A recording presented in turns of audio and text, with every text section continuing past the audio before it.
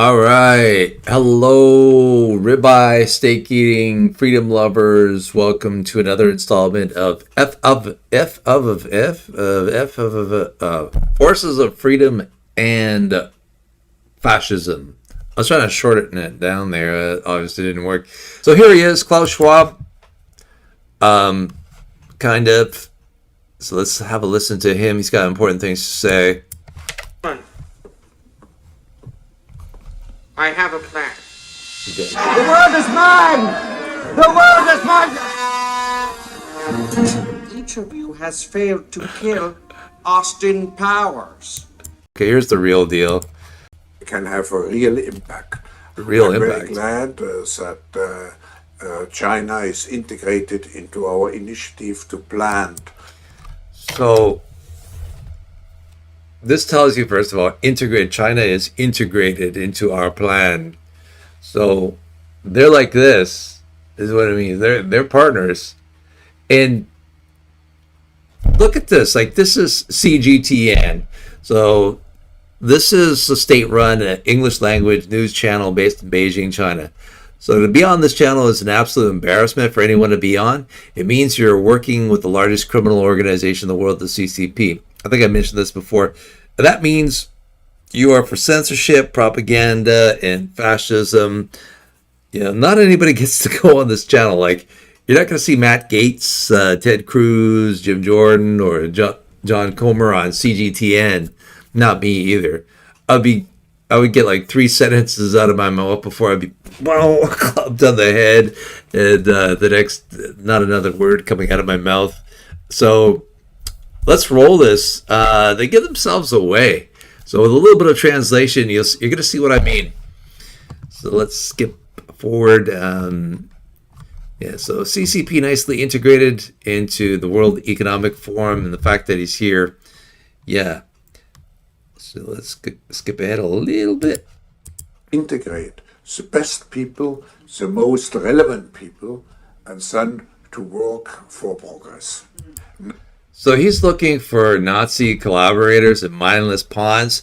This is the reason why I say at the beginning of some of my episode, are you a pawn? Don't be a pawn.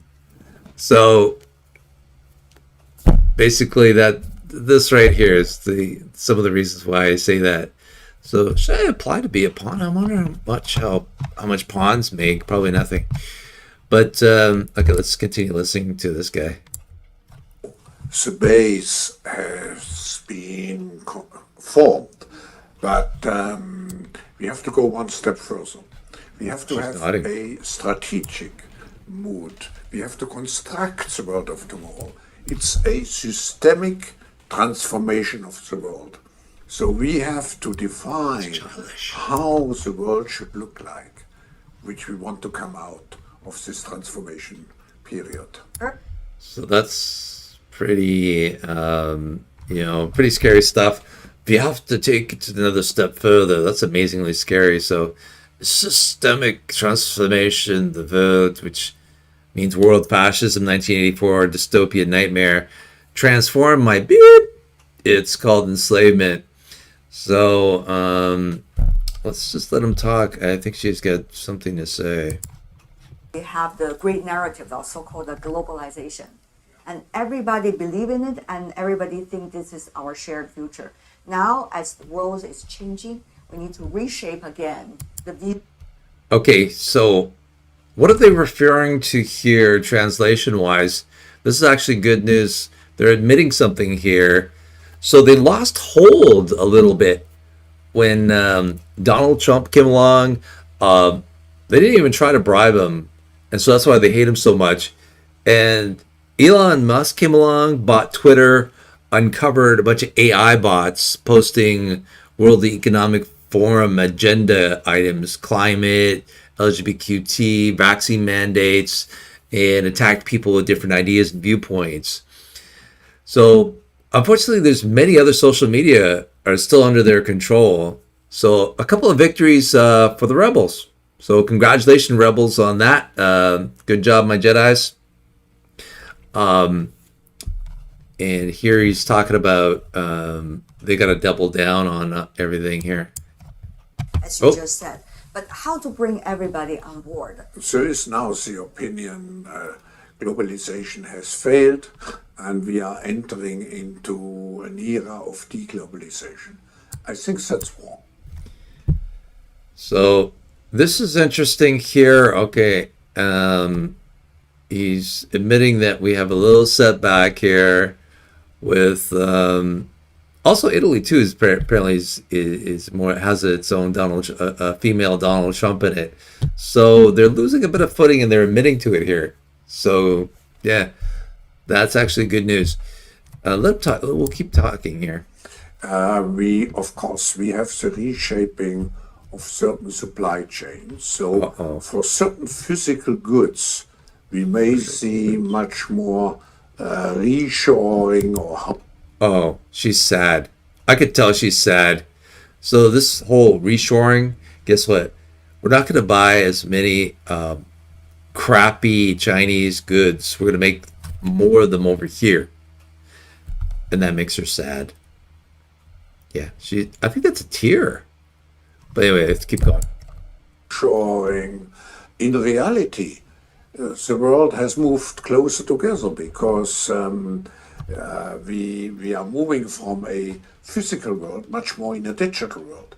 And the digital world by nature is much more globally oriented. Now, okay. So what this means is they're going to focus instead on digital. So we're going to go after, this means more propaganda. This means more control over the internet. This means more censorship and control. You're going to see the birth of the censorship industrial complex. So that's what he just said right there. Let's keep him going here. So reshape, translation, double down on our efforts. It's going to be a lot of censorship.